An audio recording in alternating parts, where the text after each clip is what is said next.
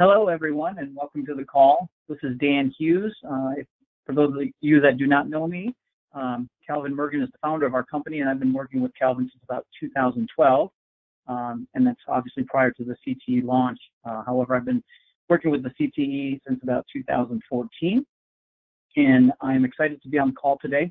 For those of you that have questions regarding the call today versus being in the beginner training or being in the advanced training, on the screen, I'm sharing right now the CTEFAQ.com page, and here is the schedule of webinars. You can click on here. We do have an advanced training today at 2:30 p.m. Central Standard Time.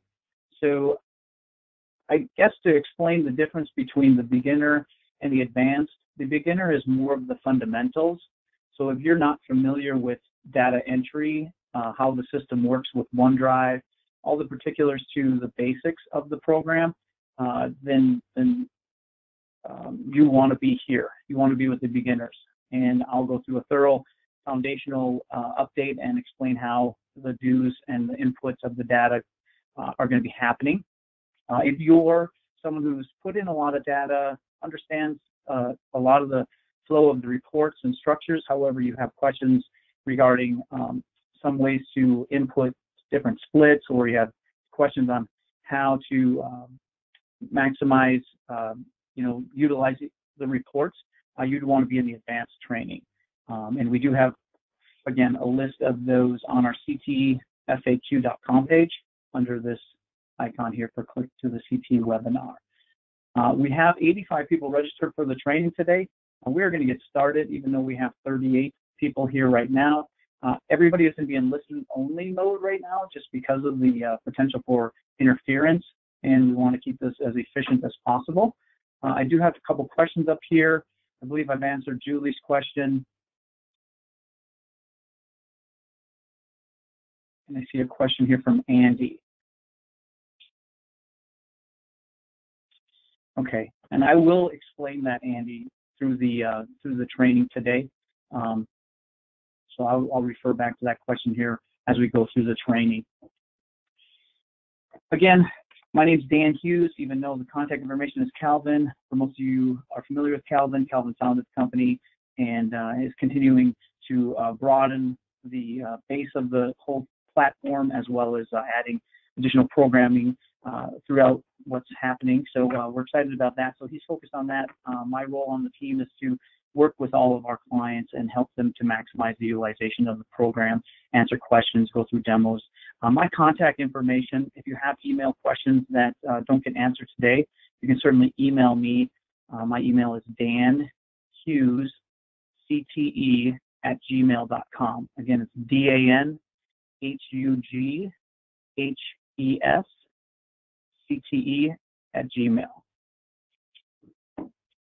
All right, so I think we'll get started, and I appreciate everybody taking the time to be here. If you're not familiar with one of the basic pieces, obviously the CTEFAQ.com page is a great resource. A lot of the information that is covered in the program is answered through video. So certainly we reference this. It's available 24/7. You can navigate by going to CTEFAQ.com. The program is housed in OneDrive, so when you register for CTE and you get your first email with the set of instructions, the reason why OneDrive is so important is the program CTE is built with 300,000 lines of programming code or formulas, if you will. So even though it looks like an Excel spreadsheet and something that you can download to your desktop or put on certain devices, it doesn't function as the program is built to function unless it's in OneDrive. So OneDrive acts as its cloud. Even though foundationally it looks like an Excel spreadsheet, it's a program that's built with a lot of inner working parts and formulas that are needed, that are connected through the OneDrive platform. So continue. I always say the best advice as far as accessing OneDrive or accessing CTE is going to a web browser, opening that up, going to onedrive.live.com, and then signing in with your username and password. The only people that can see the program, if you built this out as a team, if you're a solo agent or a team, or you have transaction coordinators and admin people that are accessing it, The only ones that will see your full CTE are the ones that have your OneDrive access. So if you've given the OneDrive access, the username and password to somebody on your team, they'll be able to go to OneDrive, sign in, click on the CTE, and then when they click on the CTE, it'll open up to your CTE file.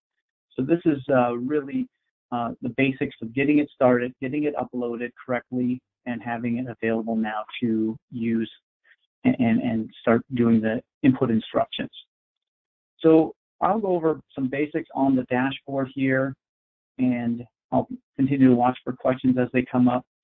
So the dashboard or homepage has a lot of things going on. I'm not sure how large this will show up on your screen. You may have to enhance your view because I know some of the writing on the dashboard, because there's a lot going on, is can be quite small depending on what monitor you're on. So if you want to take a moment to adjust your monitors, I'll give you a few seconds to do that, just to make sure that you're able to navigate and see what I'm showing you on the screen.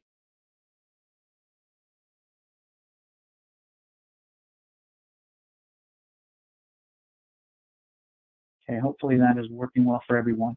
So in the top left corner, as you look at your monitor, you have CTE 2018 reports. We have 23 click button reports that you can navigate and get to each report in CTE. So there's 23 options up here. Out of those 23 options, I always like to say that we have a 24th report going on here, and that's the dashboard. Because not only can you click on any one of these items and navigate to a report specific to that category, you can also see a lot what's going on in the business right on the home page here. You can scroll down and you can see what's been going on with where the trend is and what type of closed information is here and pending information is here. I'm using a demo account, so I've structured it kind of based on my last name and my real estate team, so I'm not using it as an individual agent. However, when CTE was built at the beginning, it was built really for individual agents to set goals and use the system to build out a benchmarking system and accountability system. Now it's really evolved into a great system for teams, mega teams, expansion teams, even brokers and brokerages are using CTE as a platform. So going back, we have 23 reports here. If you're familiar with Excel, you can navigate down at the very bottom on this taskbar. However, Calvin's really made it easy for navigating by using these. If we scroll further to the right down these menu items, they start to show that they're not categorized, and that's on purpose, and they're all locked, so you can see these locks. So the ones that have these locks, you won't be able to do any data entry there, and we can certainly help you if you have areas inside of some of the reports that you want to change maybe the language or customize a bit to fit maybe the terminology that you are using as a team. We can certainly look at some of those. Again, that would be something that you could send an email to me. Again, it's danhughescte@gmail.com. So let's go into the heart of this program. So right now, you've seen a tutorial on the home page. Area 1 is the business plan. Area 2 is where we track the transactions, or we call it my business area. And Area 3 is the lead gen activities. So when we build this out, the business plan and the transaction data, the system has leverage built into it. So you want to make sure that you're maximizing the leverage of the system. What I mean by leverage is the business plan should really only take 30 minutes per year from the lead agent or the ops or the leadership group to put together what that plan is. So that'll be done, and we'll walk through that. The My Business, we're finding from our clients that are using the CTE program and are doing about 150 to 200 closed transactions annually, they're spending about 30 minutes per week of admin time. And that's just adding in active listings, active buyers, and then changing the statuses to pending and closed, and just continually updating the data. The third area, the lead gen activities, we have set up for reporting your daily activities by yourself and by the team members. This should really only take about 10 seconds per day. Now, at the core of CTE, it sits alone as its own business tracking system. It does not, it doesn't integrate with CRMs. So whatever database you're using for continuing to do e-campaigns and strategizing your leads, or your follow-up boss, or any programs that you're using outside of CTE, typically all of our customers then clients will keep those programs active and not look to integrate them. So if you are someone that has asked that question about, can I integrate this with CTE, maybe even my MLS data or my transactions coordinating software, it does not integrate. We're at the core a standalone business tracker. So these are the three areas. I'm going to go through area 1 first. So this is the My Business Plan to CTE. So inside of the My Business Plan, there's a lot of information going on. It shows at the beginning. So if you're very new and you haven't even started the business plan, when yours arrives, it'll be at 0% complete, and you'll have yellow rectangles in certain boxes. Those yellow rectangles are reflective of the fact that we're using those yellow rectangles to help us measure how complete you are with your business plan. So as you fill out information in those yellow rectangles, then this will grow to be at 100%. So that's what's going on there with the business plan. Okay, so I have a quick question. I'll go over that. So inside of the business plan, we have, just from a strategy standpoint of understanding what's all going on here, we have 4 tabs inside of the business plan. We have a production tab, which we're looking at right now. There's an expense budget tab, a seasonality tab, and a CEO summary. And there's a purpose for each one of these tabs.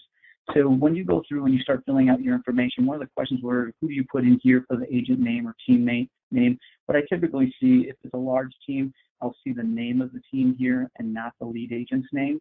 So in my case, my example is that we're a group. And what's great about the system is they have drop-down menus, so you can choose if you're an individual, a team, or a group. In this demo, shows a group, a Hughes Real Estate team. What is your big why? Again, what's great about the system, we have a lot of pop-up boxes that will help you understand what is looking for in each of these cells. Again, and the area 1, it might look a little confusing, but it works from left to right, and then you go to area 2, area 3, and area 4, and so on.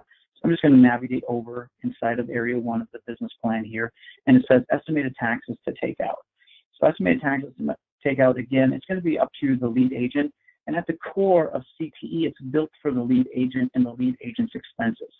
So if you're one of these people that are in the beginning stages of setting up your team, and you have agents like buyer's agents on the team that have a split with the team owner or the lead agent, and they have a split with the brokerage, and maybe a royalty or a franchise split, and those are agent's expenses or the buyer's agent's expenses, CTE will not track those expenses unless the lead agent is paying those expenses. So, this, when it's asking these questions about estimated tax to take out, this is specific to the solo agent or the lead agent running the team. Okay, so the question here is, what is the difference between group and team? It's really up to you if you decide to choose yourself as a group or a team. So depending on how you categorize your position in the industry, whether you're labeling your business cards as a group or a team, it's really a semantic thing on our end. You're typically going to be one of those 3 categories, individual, group, or team. The split to the office. Now, if you're at a 100% company and you don't have a split with the office and you have a per transaction fee, you're going to put 0% here because you don't have any split with the office. However, if you do have a split with the office and it is, let's say, 20%, you're just going to select 20%. And this is the reason why we have these boxes here is because on the transaction data, when you put the transaction data in, you have a closed transaction of $1,000, it'll auto-calculate in the split to the office 20% of that $1,000, and that'll show up on the transaction data. Again, the system is built for leverage, so we'll be able to use this number to automatically pull out of each transaction. If you do have a cap at your company, you can put this in here as well. There's going to be different companies that are here on the call today, so I won't go into every single one. However, you have my email address, and there's a certain scenario that you have.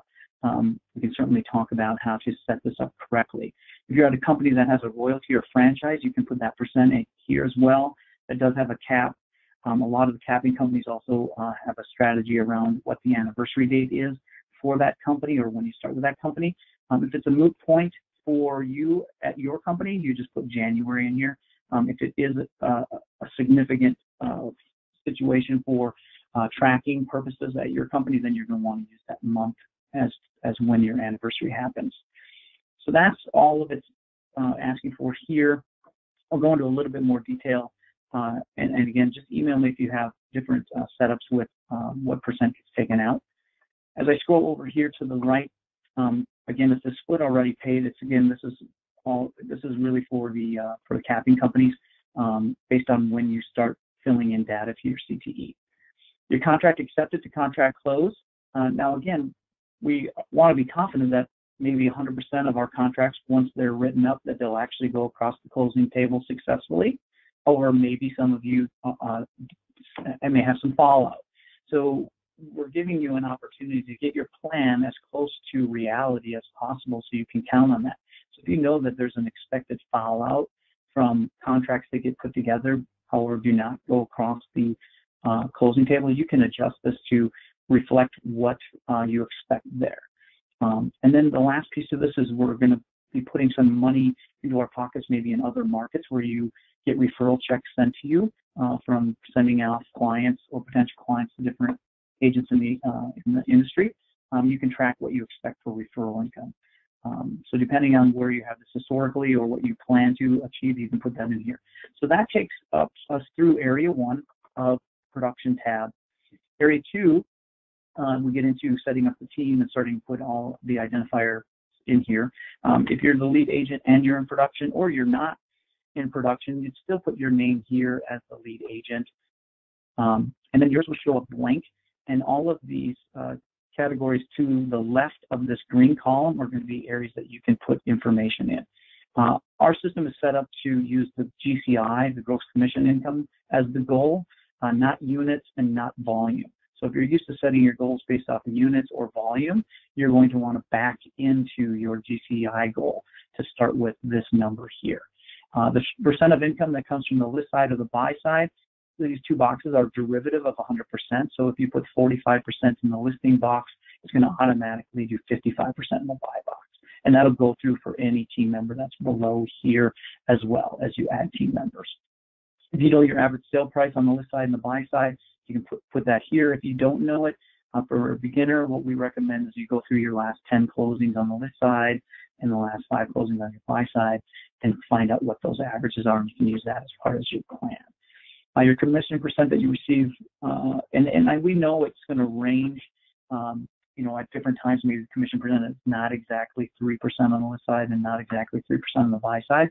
However, best guess, if you know 90% of the deals you get at 3%, you put that here at 3%. Again, this is similar to a pro forma. You're analyzing your business plan that you're looking to accomplish.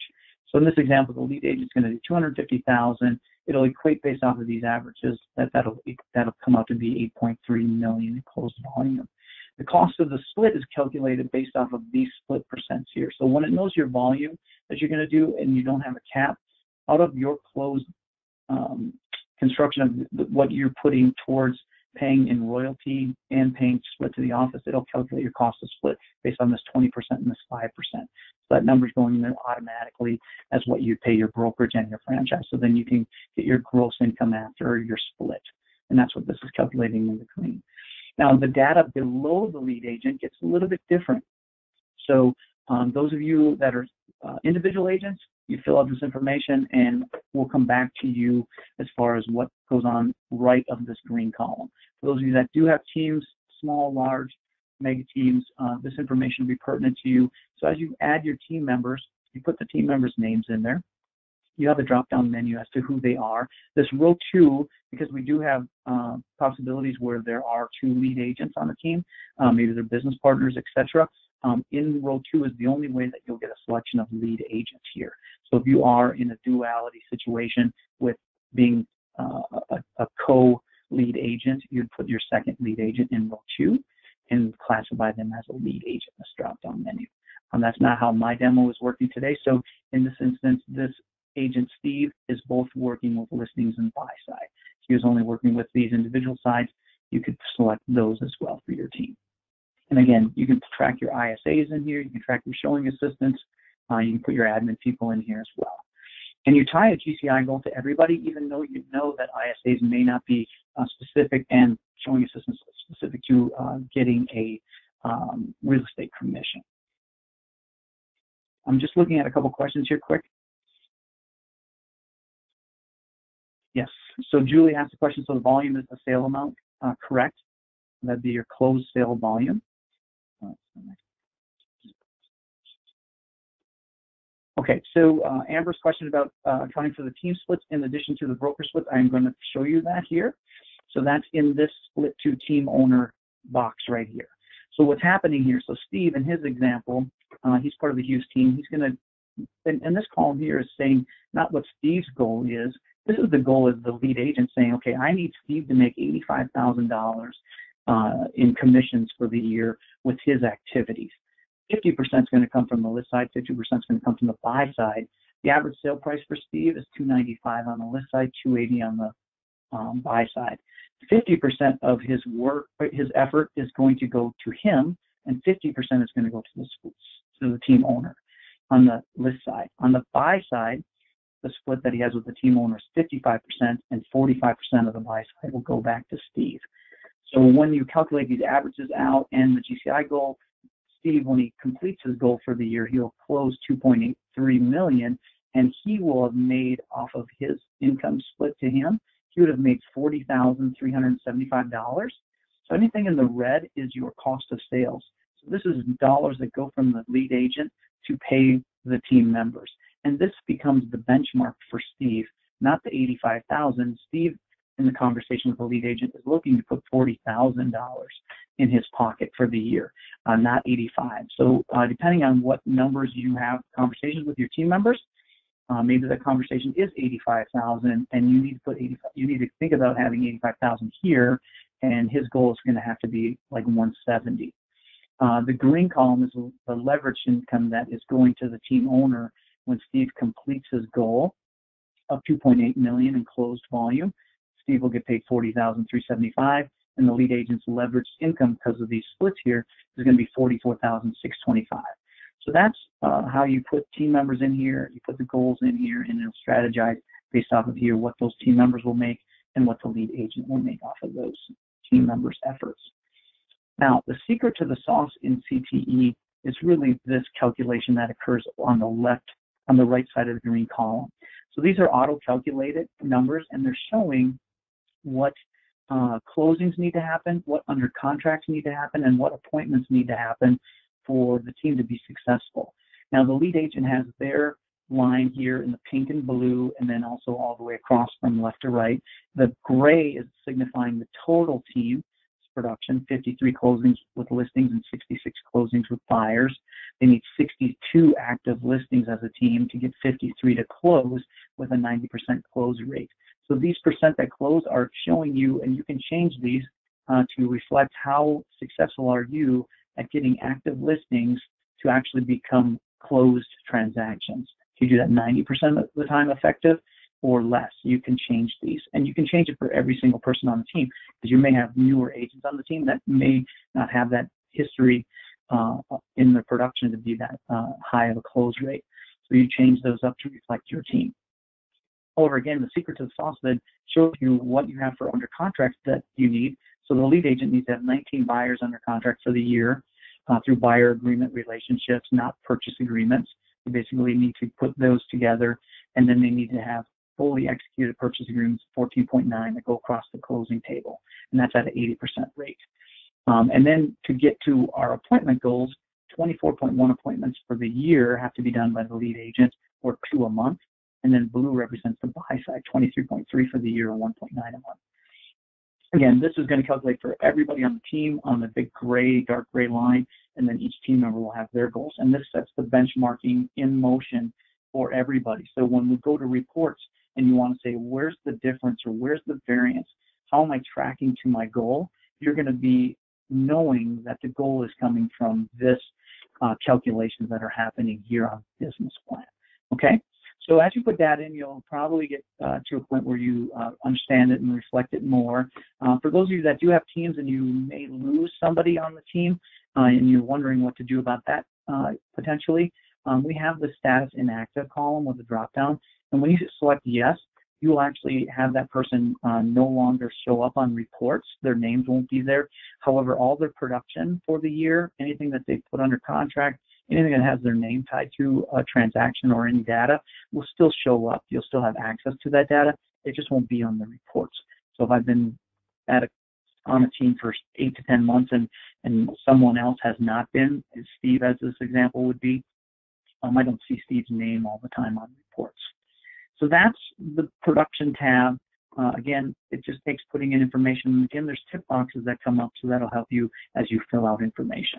So to keep moving, I want to get through these next 3 tabs as quickly as possible. So let's just pretend on my team I need to set my budget up. So I'm going to click the expense budget. We give you a guide right here, and what we're really plugging in here is information that's relative to our major fixed expenses. So if I had the accountability with a partner, a business partner, and I had to sit down, we know what we're going to make for income or target for income. We also have to know how much money are we targeting to spend each month or budgeting to spend. So in this example, I plugged in the information and we come up with a $13,000 a month fixed, relative fixed to what our plan is. So you just plug in that information. It's not feeding your exact expenses down to the nearest penny. It's a budget. It's a pro forma way to look at what you're planning to spend. You look at what you're planning to make is $1 million. What you're planning to spend is $13,000. Now, if we go, I'm just going to jump to the CEO summary before we get to seasonality. CEO summary then is the tail of the tape. This is showing you what you put in for your production numbers as well as your expense numbers. So on the pink side represents the listing, the buy side represents the blue side, and this the tail of the tape runs down the center. And the reason that this is a process is it really helps you identify with this very bottom number. So in this example, for a team doing 1 million in GCI, you have to go on 199 appointments as a team, take 145 contracts, close 118 deals. They'll generate some referral income as well as their income from their transactions. They'll pay a split to the office. They'll pay their team members their splits for their efforts. You'll have a gross income before those expenses. Remember those $13,000 per month we just put in? You'll have a net income before taxes. The taxes are calculated based on what you put for a percent to take out on your business plan, and then you'll have this net after taxes.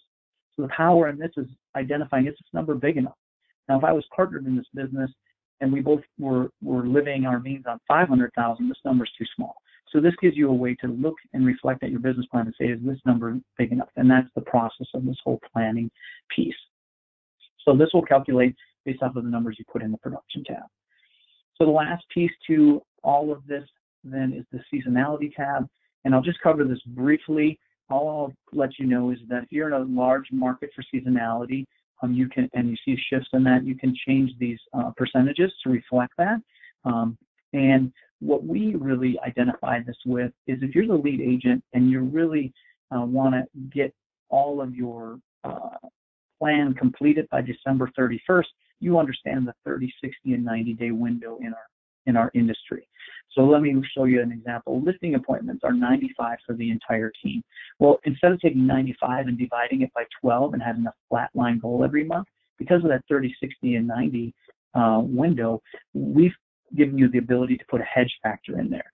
What I mean by that is that push more of the effort into the first 7 or 8 months of the year, so that you can feel confident that by the time you get to these last few months, you'll be able to get to your goal of 1 million, as an example, with this team. And to do that, you can change up these percentages.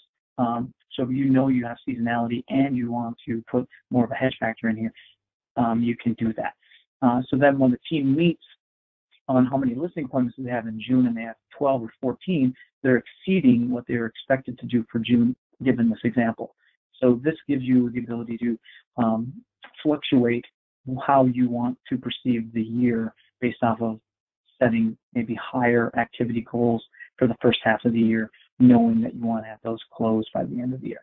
Now, some of our clients are very dialed in on what seasonality factor, how much of their business gets closed in May, 10%. How much gets closed in April, 9%.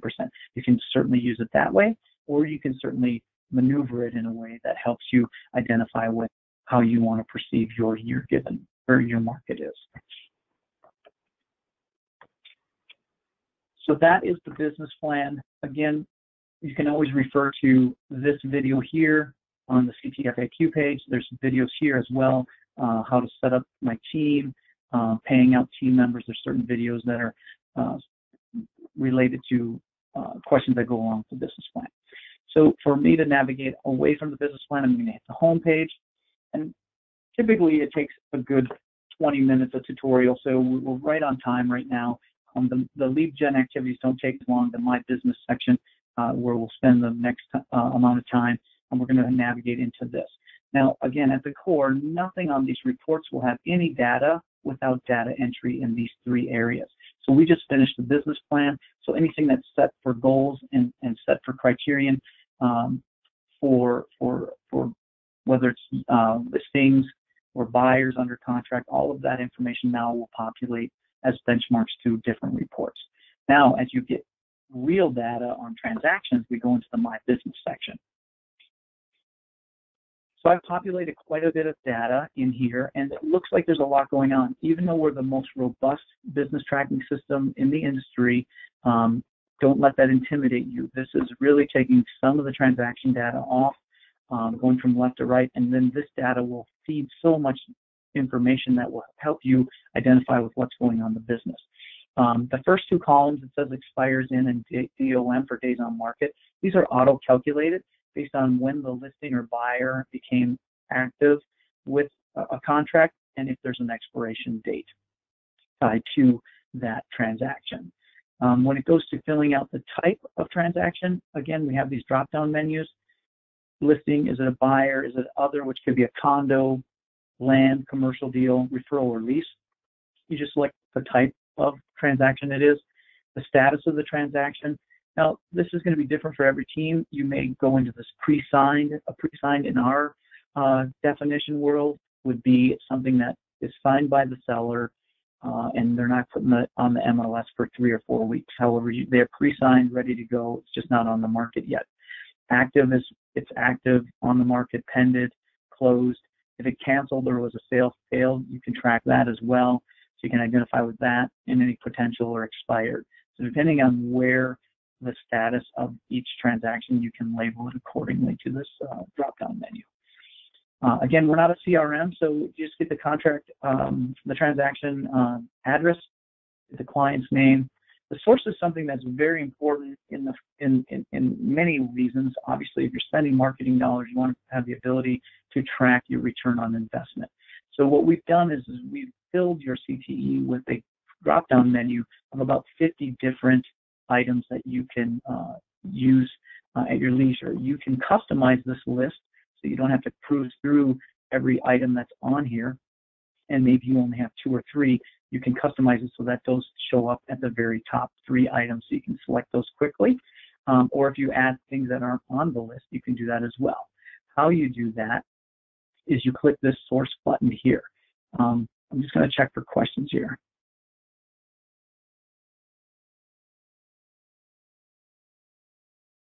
Okay, so if something is under contract, what would you use for a status?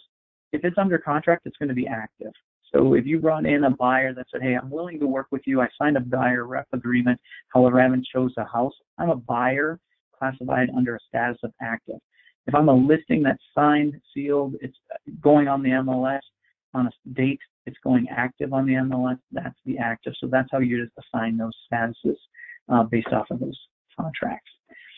So going back to where we were at with source, to customize the source, you just click on this source button. It'll bring you to so the source plus this black button. If you click on it, I don't want to navigate right now away from here, but it will take you to the list, and you can customize the source list. The next columns, going left to right, we have a pre-listing sign date. So again, if it's a pre-listing, you'd have that date here. The list by date is going to show up here. Expiration date is in this column, under contract and projected close date. So if it comes under contract, you put that date in there. We give you a drop-down menu that will help you feed through. Otherwise, you can just actually plug in the date as well. Just make sure that you're using the backslash and not the minus symbol for dates. Projected close date, and then you have your close date. So what's really important once we get into these columns is this close date, because the formulas for calculating actives and pended is going to be this close date. So once you have this close date, it's going to show up on the month as to when you can see that income coming in. All right, question is, do you use the pending status for under contract? Yes. Well, you use the pending status when there is when a listing goes from active to pending, obviously it's going to have some type of contract in place. So that's when you change those items to pending. Okay, so I believe that's answering your question on what the status or what the definition of is pending. All right, so when we get over here to close date, this original price is the list or buy price. So when it hit the market, what was the price? The sale price is for the actual closing price of that property. So when this closed on 6/29, the price was identical to what the list price is, but you could have changed it to 285,000 and just type that in, and because maybe it sold for more than what list price was. Now, these green columns are green for a reason, because when we pull information to the financial statement, because we provide you on CTE a financial statement, which is a way to look at your profit loss or P&L report, you can choose different percentages. You can choose flat commissions. You can use 1%. You can see how this goes up in quarter percent. But if we change this from flat to say 1.7 or 1.6, you can just click on the box. You don't have to use the drop-down menu. You can just click on the box and type in 1.6%, and it'll take that. So if you have varying commission percents, you can put in the inside of that. If you have dual agency, or you represent both sides on a one transaction, you're going to need two items for that, right? Because one status is for the buy side of that contract, and one status is for the listing side of that contract. So you'll never have two types or two statuses on one row in CTE. So if you have dual agency, you're going to have one line for the buy side and one side for the list side. The GCI then is calculated based off of what that percent was. It didn't calculate here, the 1.6, because I originally put a flat in here. So I'm just going to go back to flat. If I do write in a percentage and it doesn't calculate out, because you can actually write over this by plugging in the number yourself. However, if you don't write over in this column, it'll automatically take the percentage and put it in.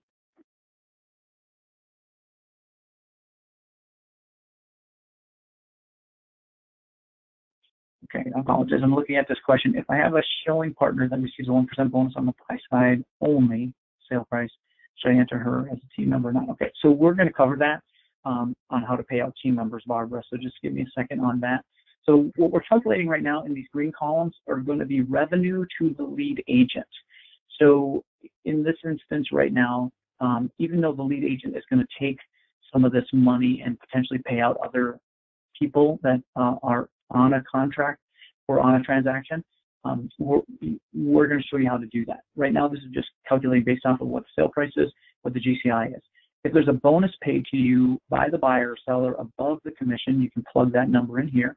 And this is a way to, again, to just track your revenue and transaction fee. If you collect a transaction fee from a buyer or seller on top of the commission, you can put that here. Again, green is your revenue. Okay, so I'll get back to that question, Barbara, but let me move forward here. The red columns are going to be representing expenses to the lead agent. So on the business plan where we put that percent to be taken out for split paid, and what we put in for a royalty is automatically going to come out of these commission amounts. So it'll automatically take that based off of that. Now, if you're at 100% company and you pay a per transaction fee to the broker, maybe it's $400 a transaction, you just put $400 here. You can automatically just override this and put flat numbers in here, whatever number you want to put in here. Same with royalty. If you have a franchise percentage that goes off the top of every transaction, you can put that in here. It'll calculate that. If you're a capping agent, maybe your cap, as an example, because it's showing your closed transactions year to date above the split paid at $40,875. If you're with a capping company and you're only paying in $30,000 and it's at $40,000, you have to zero out anything that's over that $30,000, because the reason for that is that a lot of companies have variations in what their cap amounts are, and we don't have formulas for every single company. So in an instance where you are on a capping company and you see the data that shows that it's higher than what you should have paid in cap, that means you manually have to override some of these amounts and set them to zero to accommodate for that. So, and if you pay a referral out on a transaction, you can track that as well. When it comes to these team members 1, 2, 3, and 4, I'll explain how you pay out your team members. So if you are a lead agent paying out ISAs and showing assistance, you can do that through team member 1, 2, 3, and 4. Now, before I explain how we do that, I want to explain that there's always, I always want to push over to the right a little bit more and explain to you that the lead agent has their own column. So the lead agent has their own column right here. So anything that doesn't get paid out to a team member will automatically go to the lead agent. So an example, if there's one transaction that has nobody part of it other than the lead agent, that amount will go here. If anybody else has part of a transaction, they're going to be listed here in team member 1, 2, 3, and 4. Now that doesn't mean that you can only have 4 team members. It just means that on any given transaction, you can pay up to 5 people. You can pay out a buyer's agent, an ISA, a showing assistant, an admin person, and the lead agent can get paid on one transaction as an example. I'm just looking at this question again.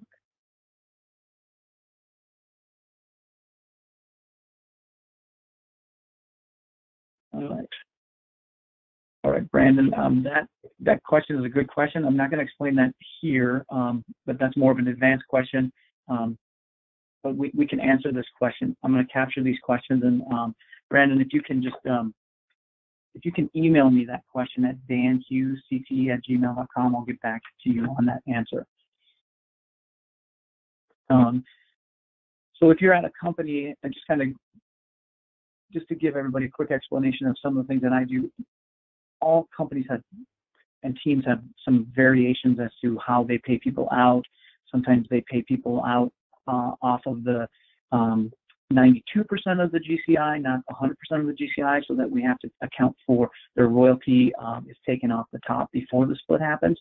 So a lot of the questions that come up relating to some of these things that deal with different splits and how to accommodate for them, even sliding splits, I answer those questions on a weekly basis with our clients. So that might be something that if you have a unique situation or how to build out the calculations for accommodating for those variances in your team's payout structure, I can certainly answer those via email. Again, so getting back to team member 1, 2, 3, and 4, again, it's as simple as finding who the team member is based on who you put into your business plan. There will be a drop-down menu for you. You can put this percent in via drop-down menu, or you can just plug in the number 45%, click enter, and it'll calculate based off of what was in the GCI, how much that team member gets. Again, if you pay ISAs out or showing assistants, you can plug those people in, and all the other data going across from left to right, whatever's left over will go to the lead agent. If there's additional expenses that you want to track, there's 3 red columns here. They don't have to be E&O donation or other. We can change those titles to reflect something. Maybe you have a marketing expense of $100, or you pay some type of stager or something like that each listing. You can put those numbers here. Again, it's dollars that reflect expenses to the lead agent. All right, so the inspection, appraisal, mortgage, and closing title company, you can track those dates in here if you'd like. I would say that the majority of our clients don't use the inspection appraisal because it's really not built to be a task list to make sure that that's done. However, you can build it out like that. However, the mortgage and closing companies are something that's put in by our clients. Again, tracking who you're doing the most business with. You can put those names in here, create your custom list. All you have to do is click this mortgage button. It'll bring you to the custom list, and it'll also bring you to a report. So let's just click on this mortgage button as an example. So here's your mortgage companies that you've done the most business with, or your title companies. As long as you put in the data in there, it'll reflect that. There's been 5 units closed with the Great Bank. This is the total GCI and total volume and what might be in the appended hopper. And then if we just go over to the right, you can add or customize your list here. So we did that by just going and clicking on the mortgage button. Now, to navigate back to where we were, we have to click the home button and then go back into the My Business area. So that's just a way to utilize the tracking of who you're doing business with on the mortgage and closing companies. The notes column, again, you can put something that's related to an expense here. The paid ? Yes, as long as the funds have been collected, you can use this as a drop-down menu for yes or no. We put this in here for our Canadian friends. They have some unique situations with firm date, close date, and then the check after closing. Sometimes it comes 3 weeks after the closing has happened. So this is reflective of some of their feedback to be able to have a check and balance there. Now, the lead agent, 1099 income, net income taxes, this is all built off of the business plan per se. As far as the 1099 is going to be the income that they get taxed on after their cost of sales. So they'll have their net income and taxes calculated here. And then the net after taxes is the dollars that they can run their lifestyle off of. So, so this is showing above what's closed and gone to the lead agent from January 1st to now in this column. If you need to see things down to the nearest penny, you just toggle this from no to yes, and you'll see it down to the nearest penny. So that's everything in the transaction data. It auto-populates the address over here, so you don't have to search that. If you need to use filters, you can certainly use filters on each one of these gray buttons here. Just click on it. It'll give you an option for sorting it this way, or you can customize the filter. Again, if you're familiar with Excel, you can use and click on which categories you want to have sorted by. The address probably wasn't the best box for me to click on for sorting, but if you want to sort your data for, let's say, your status, you could sort so you have all the actives at top by just deselecting these, okay? And that's done again by clicking on these gray buttons. That is everything inside of the My Business. Again, the only way that you can really upset this area is by using copy and paste. So don't copy and paste in here. If you do, what will end up happening, you'll see a green line here, and then all of a sudden you'll see a white background, and it goes green the rest of the way. When you have something like that, where you'll see a hashtag REF, that means that you've copied and pasted, and what you're going to want to do then is contact us. One way of contacting us is also going to the CTE FAQ page, filling out a support form with, you know, maybe something that's related to what happened here.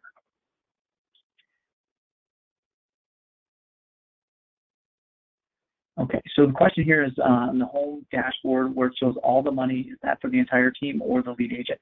It's all for the lead agent, and then it breaks, I should say it's all of the cumulative efforts by the team, and then from the dashboard, there's reports that reflect what goes to different team members. So it's tracking on the dashboard the total activities of everybody that's on the team, which is technically the lead agent or Rainmaker's scorecard, if you will.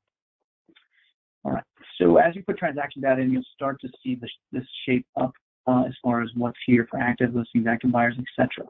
This last piece to the data entry is area 3, lead gen activity. So if you click on lead gen activities, what happens here, you can do manual entry here, so you can put one of your agent's names here, selecting from the drop-down arrow, and then plug in a date, hours, dials, contacts, nurtures, listing appointments set, held, or signed, and then buyer appointments set, held, or signed, written offers, number of showings, open houses. Well, that's going to take a lot longer than 10 seconds. So the program is built actually where when you get to this point to add that feature, and we need you to finish your business plan before you get the aspect of the mobile feature. So you have to go to this video, add CTE mobile, or if I just back out onto the main dashboard, you should have a tutorial or mobilecte.com here. So if we need to get your business plan as complete as possible before we do this step, the reason is because when we do this step, this is what happens. To automate this, we actually assign your CTE a URL that's unique to your CTE that can be accessed on a web page from a computer or from a mobile device. And what that web page will look like, it won't give anybody access to the whole CTE to see everything that's going on. They'll actually only see a input page. So they'll basically get a blank page, and that page they can select their name, their date, and fill in what information the lead agent wants them to put in, and hit submit. When they hit submit, then the data will populate here by anybody that uses that step. And you get setup instructions once you get that URL. So I don't want to go into too much detail about that. However, what I will say, it's a convenient way of capturing the data as quickly as possible by each agent that's recording those. And the lead agent has all the say in what gets recorded there. Not all lead agents want everything recorded there. Maybe they just want how many appointments you set and how many you went on. All right. Why are the tabs at the bottom of the sheet not visible? So that question, to answer that question again, then what we'd like you to do is navigate by all the buttons that are up on the top of your CTE instead of using the lower navigational. So when you see that there's tabs that aren't populated with a name, those tabs are populated at the top of the CTE. We do have this recorded, and feel free, Tracy, to jump into other meetings in the future. Let's see here. When team members add their data to mobile several times a day, or does it? They can sign, Sarah. They can you know, say if it's Wednesday today and they forgot to put in their Monday, Tuesday, Wednesday entry, they can go to the URL, put in a date for Monday, put their data in on that day. So it doesn't have to be done every single day. They can do, as long as they know what they did and they can plug it in. They just have to choose the date on that entry for the lead gen activities. So at the core, all of this data that goes into the system then will be tracked in all of these different reports. At this time, what I really feel we've done is we've gotten you through the beginner. You understand how to put data in Area 1. You understand how to use Area 2 for adding transactions.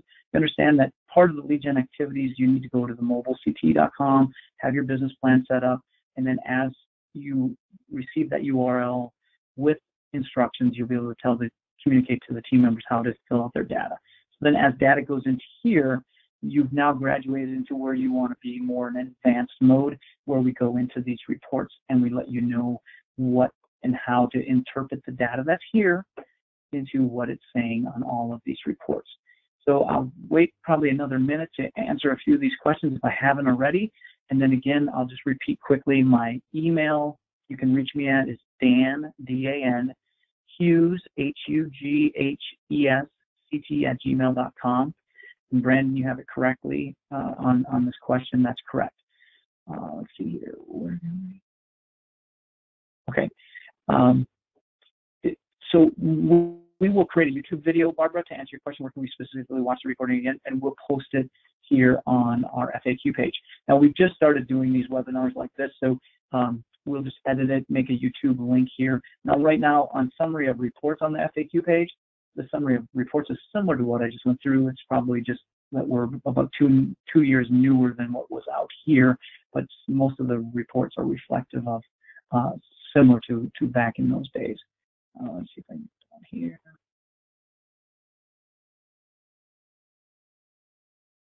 Did I miss all these questions? Okay.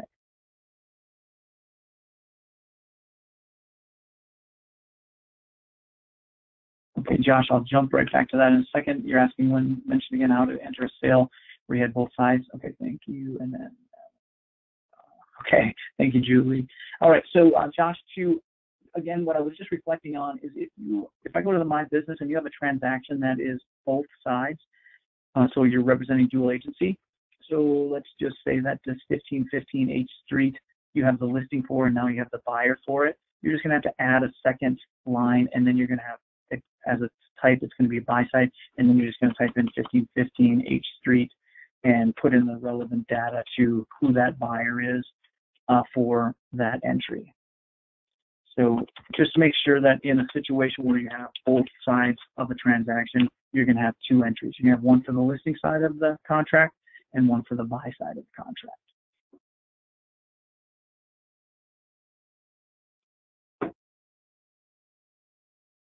All right.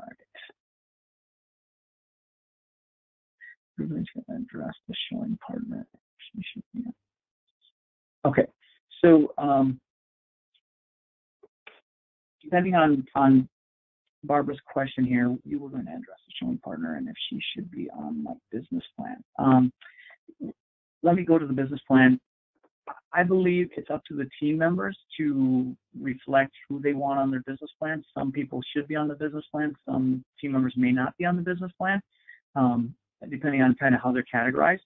So, so if I'm a showing partner or a showing assistant, or how you want that role, you can certainly put those people on here.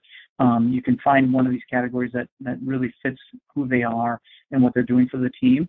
And then if there's a cost of them as part of the lead agent's expense. Maybe it's $20,000 a year that the lead agent plans to pay that showing partner, and maybe they get percentage of a closing like a real estate agent does, or maybe they don't. If they don't get a real estate commission, they won't have the data show up here based off of what category of that they are on the team, and it shows up as a cost of sales. You can still, however, bonus them out on how you set them up here in the business plan and put them on a per transaction basis. So depending on if that showing assistant that you put in that makes $20,000 a year, or at least the lead agent is planning to spend $20,000 a year on a showing assistant, when it comes over here, if those $20,000 are going to add up by paying that person maybe a 10% bonus on a successfully closed transaction, or 5%, those dollars of that $20,000 that they plan to spend will accumulate through here, and that lead agent can track how much they've been paying that person throughout the year. And maybe their budget at the end of the year, they've only paid that person $15,000, and the variance between the $20,000 and the $15,000 is $5,000, and maybe it helps them identify with tightening their expenses for the next year. Maybe they aren't, maybe they were too generous on what they thought they were going to be spending on a showing partner or showing assistant. So all of this data just kind of boils down to giving you information that maybe you didn't have a way to track it, so it helps you maximize your entire plan of how you're going to run your business. Again, it's just going to create, as the reports create, ways to look at variances and what's happening in the business. So.